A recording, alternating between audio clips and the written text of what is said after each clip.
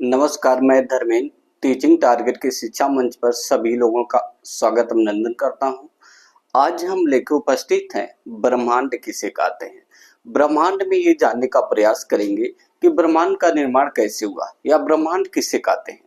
तो इसमें हम सभी चीजें जिसमें आप ये कहेंगे सौर परिवार में देखा जाए, आपका सौर मंडल में सारी चीजें आती हैं सौर परिवार के अंतर्गत। जैसे आप सौर परिवार के अंतर्गत सूर्य, पृथ्वी, चंद्रमा और उपग्रह, ग्रह, उपग्रह और नक्षत्र, तारे आदि का ही सम्मिलित रूप क्या कहलाता है? आपका ब्रह्मांड कहलाता है। देखिएगा, जिसे हम क्या करेंगे, आज इसका अध्ययन करेंगे भौतिक भूगोल के अंतर्गत। क्या करेंगे? भौतिक भूगोल, जिसे इंग्लिश है फिजिकल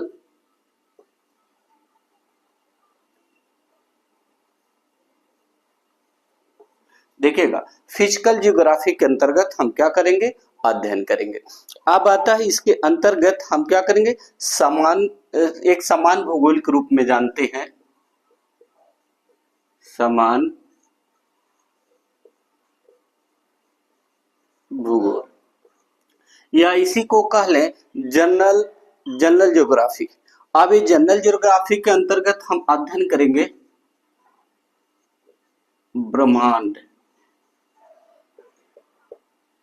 ब्रह्मांड का अध्ययन करेंगे। अब इसके अंतर्गत आता है, देखें तो ब्रह्मांड में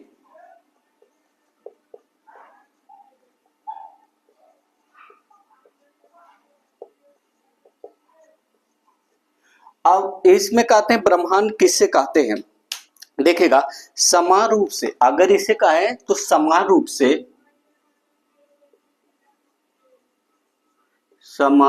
से अगर आपसे कहेगा समान रूप से क्या कहेंगे, तो समान रूप में आप पृथ्वी आता है, ग्रह आते हैं।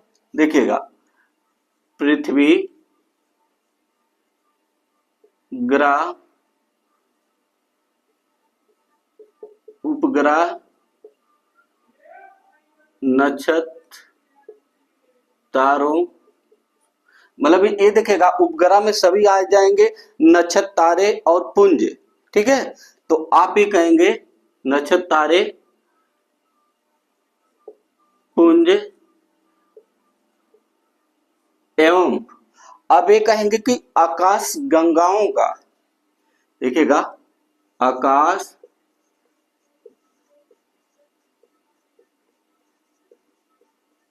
गंगाओं का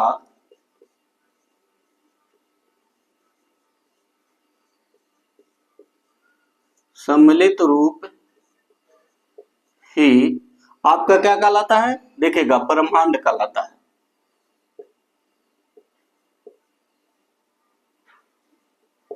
ब्रह्मांड कहलाता है। आप ये कहेंगे कि ब्रह्मांड किसे कहते हैं, तो ब्रह्मांड आपको हो गया कि समान रूप से पृथ्वी, ग्रह, उपग्रह, नक्षत्र, तारों, पुंज एवं आकाश गंगाओं का सम्मिलित रूप ही क्या कहलाता है? ब्रह्मांड कहलाता है। तो आगे जानने का प्रयास करते हैं कि ब्रह्मांड का वैज्ञानिक अध्ययन क्या कहते हैं। अगर आपसे कोई पूछता है कि ब्रह्मांड का, देखिएगा, ब्रह्मांड का वैज्ञानिक अध्ययन को क्या कहते हैं, तो आप कहेंगे ब्रह्मांड का वैज्ञानिक अध्ययन कॉस्मोलॉजी कहा जाता है। क्या कहता है? कहा जाता है कॉस्मोलॉजी।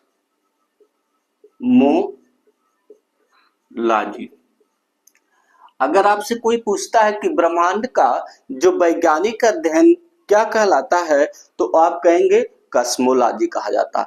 तो कहते हैं इसको जो ब्रह्मांड क्या होता है, एक विज्ञान है। अगर आप कहा दिया कॉस्मोलॉजी का है, तो आप ये कहेंगे अध्ययन को ही या कॉस्मोलॉजी, या कह दें कि ब्रह्मांड का अध्ययन किसके अंतर्गत किया जाता है। ये भी अगर कहा दिया जाए तो आपसे कि ब्रह्मांड का अध्ययन किस विज्ञान के तहत या ब्रह्मांड का अध्ययन किसके अंतर्गत किया जाता है, तो आप कहेंगे ब्रह्मांड का अध्ययन किसके अंतर्गत किया जाता है, तो आप कहेंगे कस्मोलॉजी।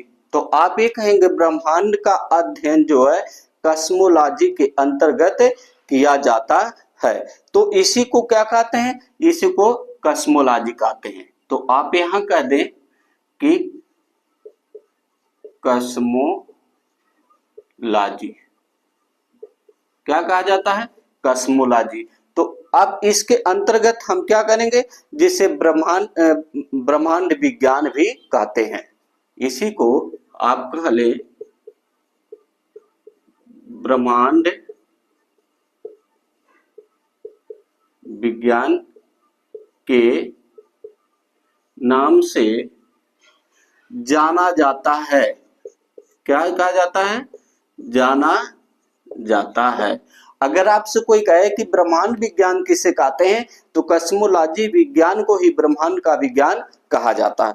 तो आप कहेंगे कि ब्रह्मांड शब्द या ब्रह्मांड किसने दिया था, तो आप कहेंगे कि ब्रह्मांड शब्द का सर्वप्रथम प्रयोग ब्रह्मांड विज्ञान का, आप ये कहेंगे, अब इसमें थोड़ा जानने का प्रयास करेगा। सर्वप्रथम जो है अगर ब्रह्मांड शब्द किसने दिया था, तो आप कहेंगे ब्रह्मांड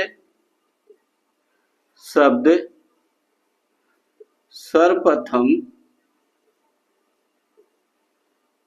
सर्वप्रथम किसने दिया था, तो आप कहेंगे क्रिश्चियन, क्या कहेंगे, क्रिश्चियन वोल्फ है। क्या कहेंगे, क्रिश्चियन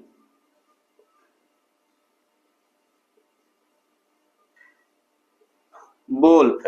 अब एक क्रिश्चियन वोल्फ थे, ये कितने सन में किए थे, तो 1730 ईस्वी में। क्या लिखेंगे, 1730 ईस्वी में। कहेंगे कि ये 1730 ईस्वी में जो थे, ये क्रिश्चियन ने ब्रह्मांड का अध्ययन किया था।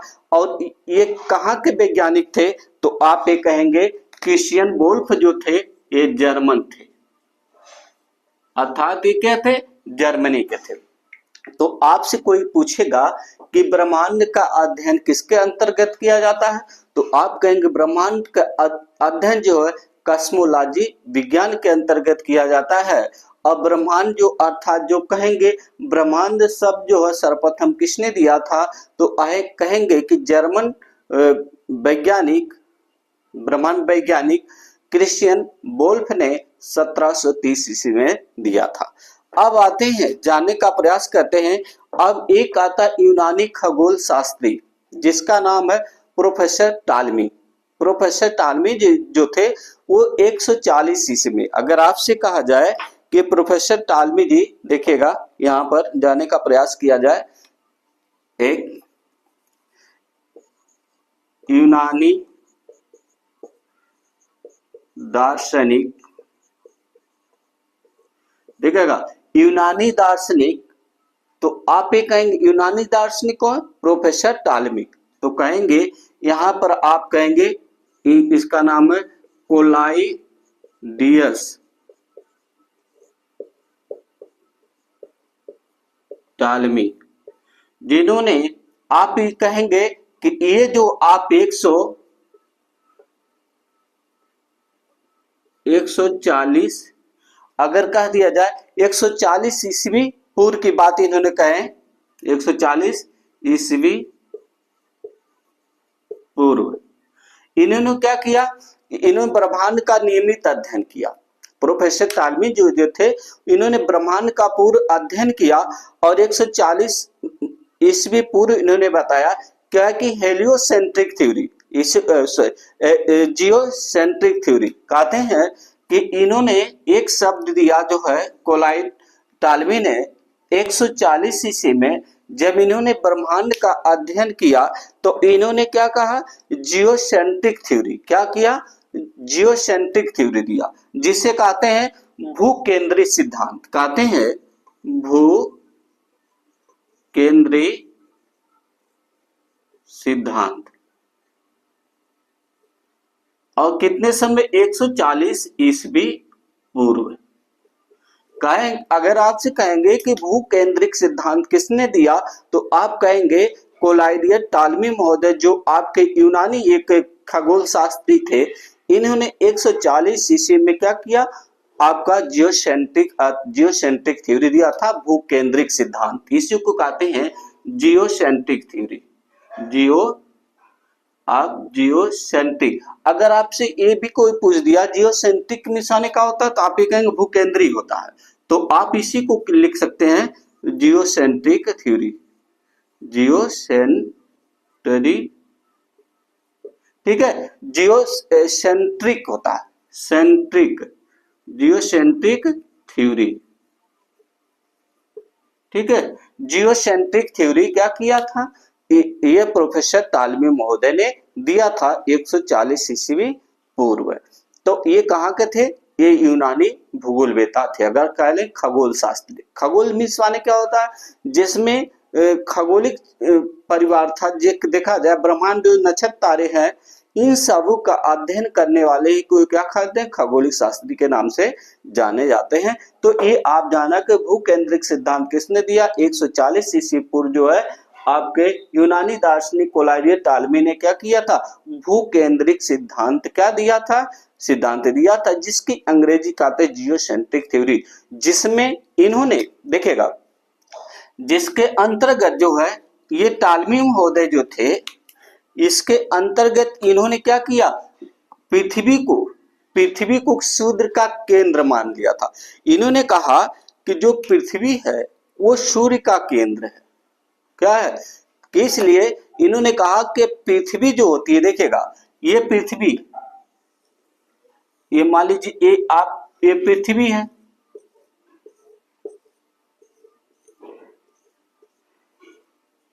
ये पृथ्वी है,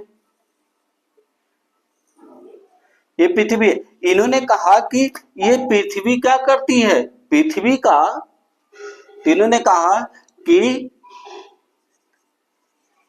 पृथ्वी का सूर्य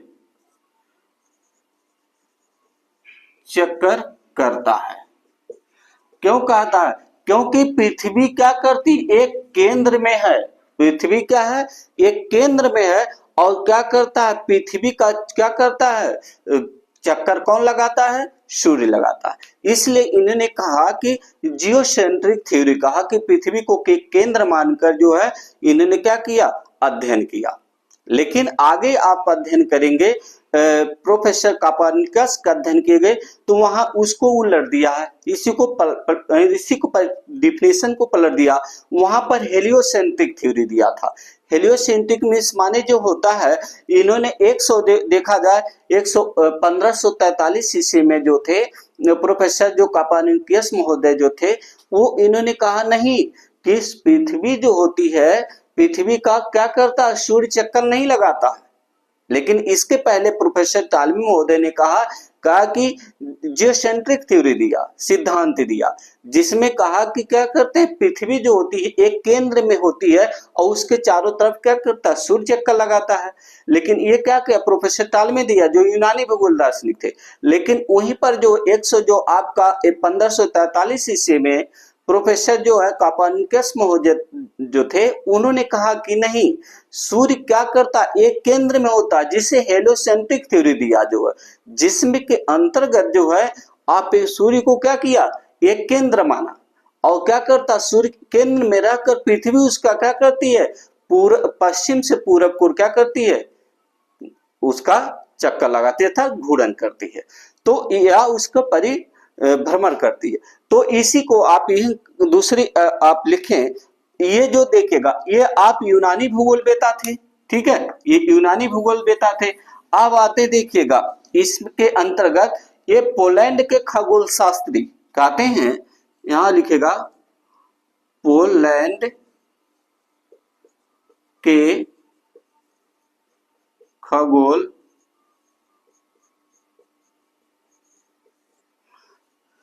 पोलैंड के खगोल शास्त्री कौन थे? तो आप कहेंगे कॉपरनिकस। कहेंगे, देखिएगा, पोलैंड के कॉपरनिकस। अब यहां पर आप कहेंगे, या इसी को कह सकते हैं कि निकोलस कॉपरनिकस। Nicolaus Copernicus. देखिएगा, निकोलस कॉपरनिकस ने इनका जो मानते हैं 1400, देखिएगा 1473 में और 1543 में इनका कार्यकाल रहा, जो है ये अपने है। तो 1543 ईस्वी में, ठीक है, तो 1543 ईस्वी में इन्होंने क्या किया कि कहा कि सूर्य क्या ब्रह्मांड के केंद्र में होता है। अभी मैं आपसे बोला हूं कि आप जो तालिमी महोदय ने कहा कि नहीं, जो ब्रह्मांड होता है, इन्होंने क्या किया, पृथ्वी को अपना केंद्र मान लिया था। इसके चारों तरफ से क्या सूर्य नक्षत्र तारे आज क्या करते हैं, चक्कर लगाते हैं। लेकिन वहीं पर जो है आपके पोलैंड के खगोल शास्त्री, जिसका नाम जो था निकोलस कॉपरनिकस जो थे, इनका कार्यकाल आपका 1473 से लेकर आप 1543, जिसमें 1543 ईस्वी में इन्होंने हेलियोसेंट्रिक थ्योरी का सिद्धांत दिया, जिसमें कहा कि क्या करते हैं, सूर्य क्या होता है, कहते हैं सूर्य ब्रह्मांड का एक केंद्र होता है। क्या होता है, ब्रह्मांड का एक केंद्र में होता है, मतलब ब्रह्मांड का एक केंद्र के रूप में होता है। मान लिया सूर्य है, ये ब्रह्मांड है, इसमें बीच में क्या है, सूर्य है। तो सूर्य क्या ब्रह्मांड का एक क्या केंद्र माना गया था। तो सूर्य के क्या चारों तरफ क्या करती है, पश्चिम से पूरब की ओर क्या करती है, पृथ्वी चक्कर लगाती है। कि ना कि क्या करता है, सूर्य क्या करता है, पृथ्वी का चक्कर लगाता है। तो ये जानने का प्रयास करिएगा, तो कहेंगे कि या आपका क्या स्पष्ट किया कि सूर्य ब्रह्मांड के केंद्र में होता है। इन्होंने कहा, कॉपरनिकस ने कहा कि सूर्य, यहां पर लिखेगा कि कॉपरनिकस महोदय ने 1543 में कहा कि सूर्य क्या है, सूर्य ब्रह्मांड का केंद्र है, जिसमें, या कहें जिसमें, जिसका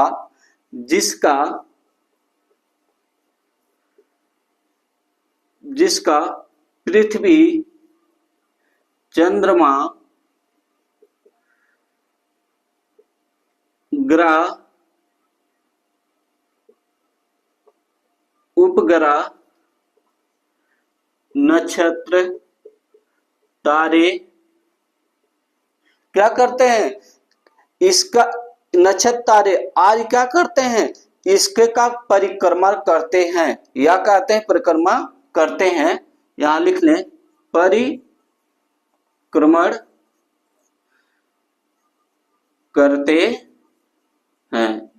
आप ये कहेंगे, इसी को हम कहते हैं सूर्य केंद्रीय सिद्धांत। क्या कहते हैं, इसी को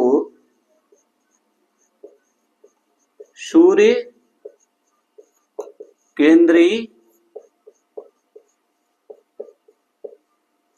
सिद्धांत कहते हैं। इसकी अंग्रेजी में अगर कहेंगे तो कहते हैं हेलियोसेंट्रिक थ्योरी। क्या कहते हैं, कहेंगे, यहां पर देखिएगा हेलियोसेंट्रिक थ्योरी। देखिएगा, अब ये कहते हैं कि कितने में दिया था, तो 1543 ईस्वी में। आपसे कोई पूछेगा कि देखिएगा, ये मेन चीज है इसमें जो आपके दिया गया है कि जिसमें का पोलैंड के खगोल शास्त्री, आप कहें कि कॉपरनिकस ने कहा कि सूर्य क्या करता है, ब्रह्मांड का एक केंद्र होता है, केंद्र में होता है और उसके नक्षत्र तारे क्या करते हैं, उसका चक्कर लगाते हैं। सूर्य चंद्रमा आपके ग्रह उपग्रह क्या करते हैं, सूर्य का चक्कर लगाते हैं। ये इन्होंने 1543 में, जिसे हेलियोसेंट्रिक थ्योरी के नाम से जाना जाता है। तो ये आप इसके रहे आपके। अब कहते हैं क्या होता है, नेबुला क्या होता है। आकाश गंगाओं का सम्मिलित रूप ही क्या कहता है आपका, एक आकाश गंगाओं का निर्माण की शुरुआत हाइड्रोजन से होती है। मगर अगर कहेंगे नेबुला क्या होता है, तो एक आकाश गंगा के निर्माण की शुरुआत हाइड्रोजन गैस से बने विशाल के सौर से हुई। अब ये थोड़ा अब जानने का प्रयास, इतना आप नोट कर लें। अब आगे देखेंगे तो हम लोग जानेंगे कि निहारिका क्या होती है। ठीक है, कि निहारिका किसे कहते हैं।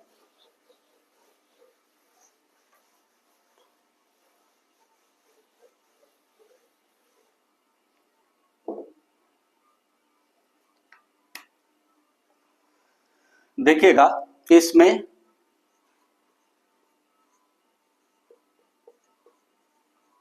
निहारिका, या इसी को हम कह लें नेबुला।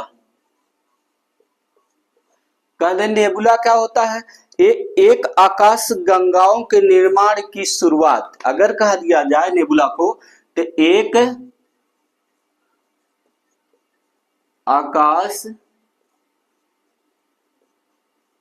गंगाओं की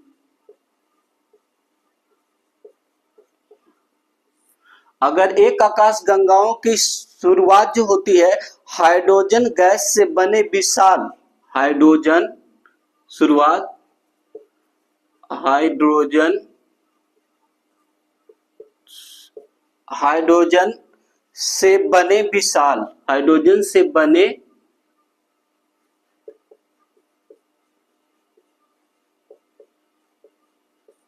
विशाल गैसों के, हाइड्रोजन से बने विशाल गैसों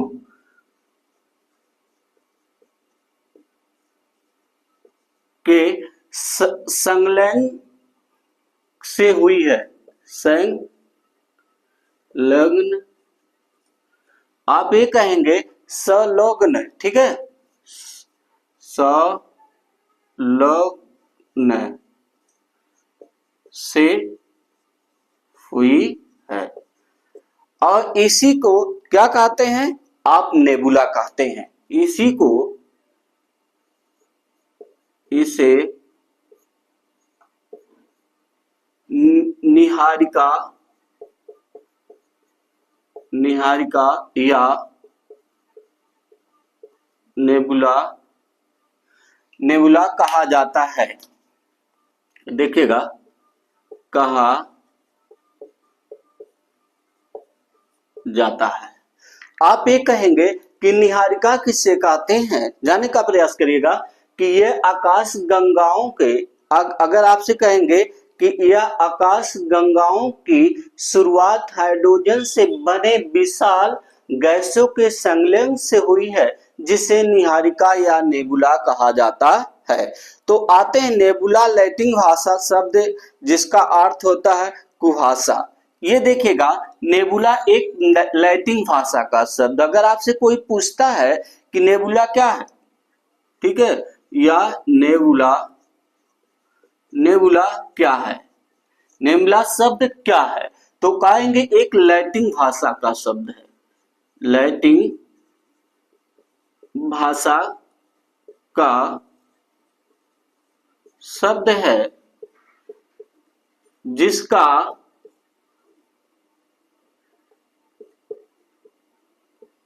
जिसका अर्थ होता है कुहासा, जिसका अर्थ होता है कुहासा, कुहासा, ठीक है। अब ये पूछता है कि आप कुहासा, या इसी को इस तरह से भी लिख सकते हैं, कुहासा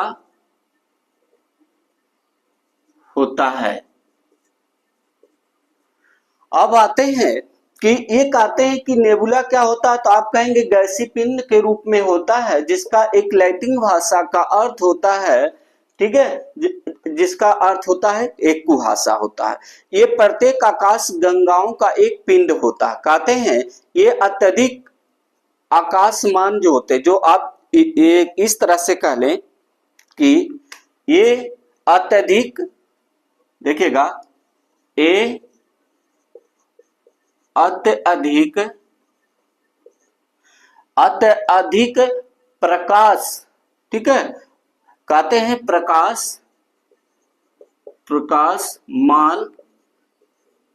प्रकाशमान आकाशीय पिंड होते हैं। नेबुला क्या होता है, एक प्रकाश आकाशीय पिंड होता है।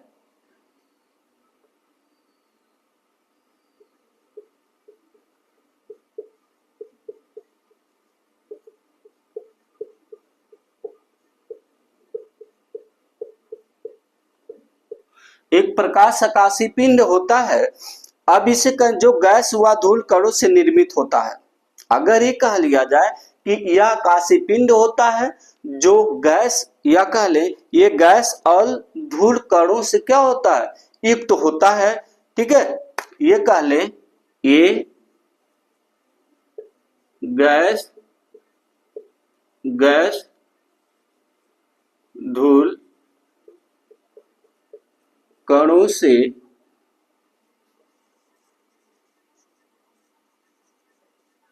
युक्त होता है। कौन, ये तो कहते हैं होता है जो कणों से निर्मित है। अगर आपसे कहे धूल कणों से निर्मित है, ये प्रकाश से प्रकाशित होता है, और किंतु आप कहें यही प्रकाश, किंतु ये समीपवर्ती तारों से क्या होता है, प्रकाशित होता है। अब कह ले ये अत्यधिक प्रकाश या प्रकाशमान आकाशीय पिंड होता है। ये गैस या धूल कणों से क्या होते हैं, निर्मित होते हैं। ये अपने नजदीक तारा से क्या होते हैं, आपके प्रकाशित होते रहते हैं। इस तरह से कह लें ये, किंतु ये कह लें किंतु ये अपने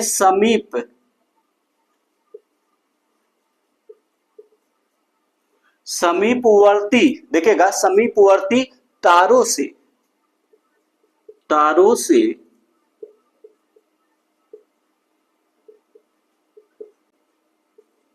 प्रकाशित होता है। अब ये कहेंगे कि अब आप ये कहेंगे क्या ग्रह के उपग्रह के पास, ठीक है, नक्षत्र के पास क्या प्रकाश होता है, तो आप कहेंगे नहीं, प्रकाश तो हमारी पृथ्वी के पास भी नहीं है, चंद्रमा के भी पास नहीं है, लेकिन यह अपने क्या है, जो तारा होता है अर्थात सूर्य से या कोई भी हो, या कोई भी आपके आकाश मंडल में कोई भी तारा हो, अगर उसके पास जो है नक्षत्र या तारे उसके समीपवर्ती हैं, तो अपने तारा से क्या करता है, वो प्रकाशित होता रहता है। तो आप ये कहेंगे जितने नक्षत्र तारे होते हैं वो सूर्य के प्रकाश से क्या करते हैं, प्रकाशित होते रहते हैं, और जिसमें इन सभी में क्या होते हैं, प्रकाश का नहीं पाया जाता है, इसलिए अपने समीपवर्ती तारों से क्या करते हैं, प्रकाशित होते रहते हैं। अब आते हैं हमारे एक और आपकी टॉपिक है, ठीक है, जिसमें मंदाकिनी किससे कहते हैं, ठीक है। आप ये कहेंगे मंदाकिनी किससे कहते हैं, देखिएगा ये आपकी हेडिंग आपकी है कि मंदाकिनी क्या होती है, ठीक है। आप ये कहेंगे मंदाकिनी, मंदाकिनी क्या होता है, ठीक है।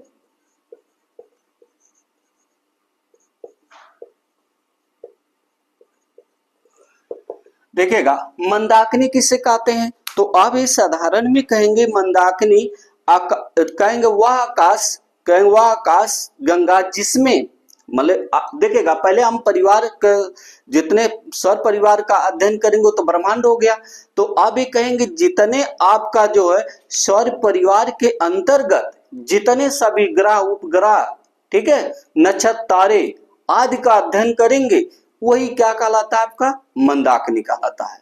अब इसको थ्योरी में लिखेगा वह आकाश गंगा, लिखेगा वह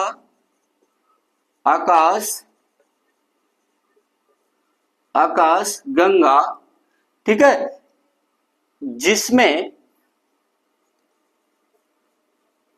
जिसमें जिसमें देखिएगा सौर परिवार आते हैं, सौर परिवार। अब सौर परिवार के अंतर्गत देखेगा सौर परिवार जिसमें जैसे माता पिता होते हैं, उनके बच्चे होते हैं, उनके दादी दादा सब होते हैं, वो एक परिवार हुआ। तो उसी प्रकार से जो है हमारे जो सूर्य के पास जो है आकाश में विभिन्न प्रकार ब्रह्मांड में विभिन्न प्रकार के सौर परिवार के रूप में ग्रह हो गया, उपग्रह हो गया, नक्षत्र, तारे आज क्या होता, सम्मिलित एक परिवार होता। उसी में कहेंगे कि सूर्य पृथ्वी, इसमें देखेगा सूर्य पृथ्वी चंद्रमा ग्रह उपग्रह नक्षत्र, ठीक है, नक्षत्र आदि का अवस्थित होना, अवस्थिति, ठीक है, कहते हैं अवस्थिति होती है, ठीक है, अवस्थिति है तो उसे ही आप क्या कहेंगे, मंदाकिनी कहेंगे। क्या कहेंगे, इसी को कहेंगे मंदाकिनी, मंदाकिनी, ठीक है। तो आप ये कहेंगे मंदाकिनी कहेंगे या मंदाकिनी कहते हैं। आप ये अध्ययन किया कि मतलब आप कहेंगे मंदाकिनी उसे कहते हैं वह आकाश गंगा जिसमें सौर परिवार, जिसमें आप क्या कहेंगे सूर्य पृथ्वी चंद्रमा उपग्रह नक्षत्र आदि अवस्थित हो, तो उसे क्या कहते हैं, मंदाकिनी कहते हैं। या आप कह दें कि मंदाकिनी उसे कहते हैं सौर परिवार के जितने सभी ग्रह उपग्रह नक्षत्र तारे सम्मिलित हो, उसी को क्या कहते हैं, मंदाकिनी कहते हैं। अब आते हैं देखिएगा कि 24 आकाश गंगाओं का सम्मिलित रूप ही या बृहत्पुंज, आप इसमें लिख ले एक आप पॉइंट में कि आप और इसमें और लिख लें, और 24 आकाश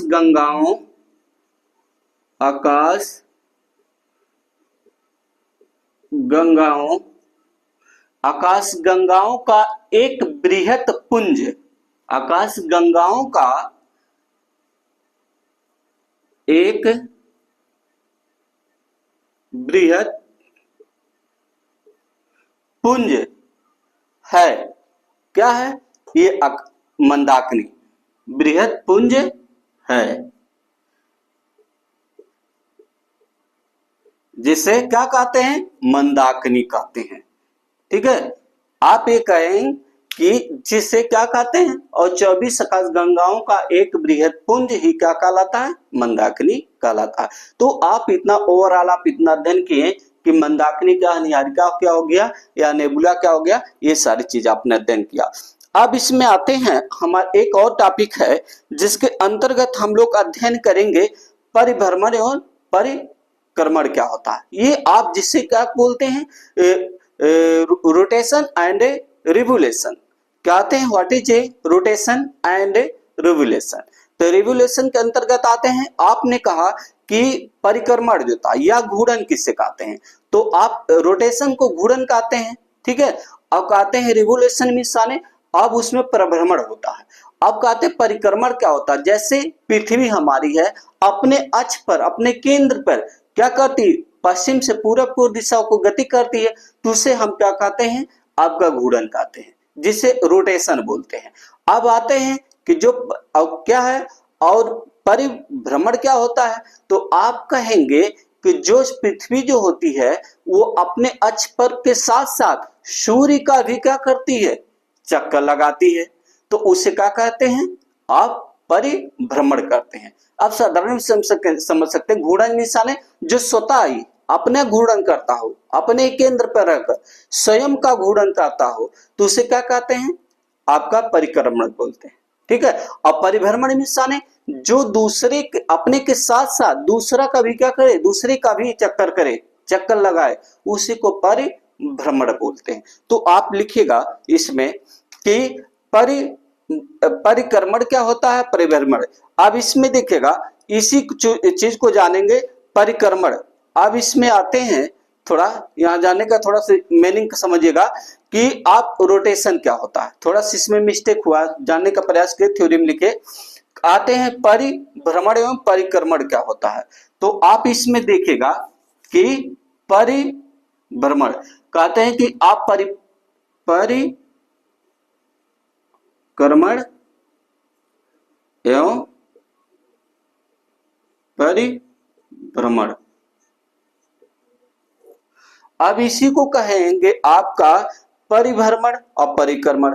तो इसमें जाने करेंगे आकाशीय पिंडों अपने अक्ष पर क्या करते हैं, जो आकाशीय पिंड होते हैं अपने अक्ष पर जो क्या करते हैं, घूमते हैं, अर्थात अपने अक्ष पर घूमते हैं, उसी को क्या कहते हैं, रोटेशन बोलते। क्या कहते हैं, रोटेशन बोलते, जिसका नाम हिंदी में लिखा जाता है परिभ्रमण।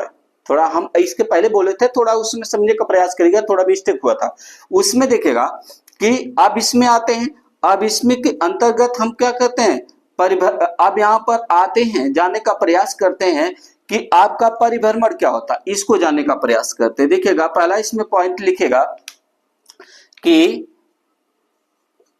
परिभ्रमण क्या होता है। अब इसी को रोटेशन बोलते हैं। क्या बोलते हैं, थोड़ा अच्छे से लिखा जाए, रोटेशन। रोटेशन क्या होता है, तो आप ये कहेंगे आकाशीय पिंड, जो आकाशीय पिंड हो, कोई भी आकाशीय पिंड हो, ठीक है। अब यहाँ कोई के मतलब यहाँ पर पृथ्वी की बात कही जा रही है। तो कहते हैं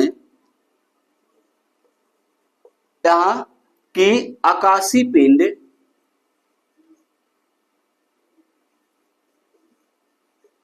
आकाशीय पिंड या कहेंगे आकाशीय पिंडों का अपने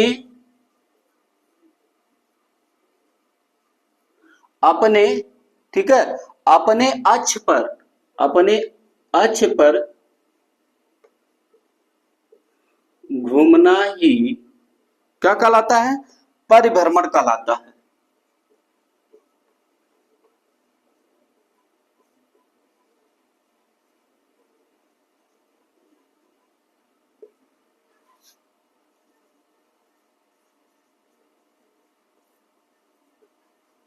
देखिएगा अब यहां पर कहेंगे परिभ्रमण क्या होता है, जिससे हम क्या कहते हैं, रोटेशन बोलते हैं, कि आकाशीय पिंडों का, ठीक है, देखिएगा आकाशीय पिंडों का अपने अक्ष पर घूमना ही क्या कहलाता है, परिभ्रमण कहलाता है। अर्थात रोटेशन क्या होता है, तो रोटेशन आपने जाना कि आकाशीय पिंडों का अपने अक्ष पर क्या करना, घूमना ही क्या कहलाता है, आपका परिभ्रमण कहलाता है, अर्थात रोटेशन।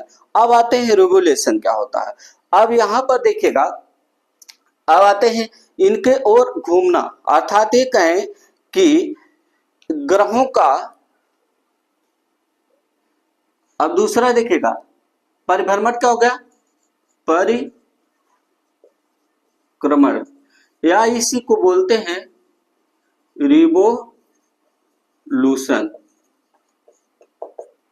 अब यहां पर आते हैं कि आप लिखेंगे कि ग्रहों का सूर्य के, देखिएगा यहां लिखेगा ग्रहों अर्थात सूर्य कोष्ठक में लिखेगा ग्रहों का सूर्य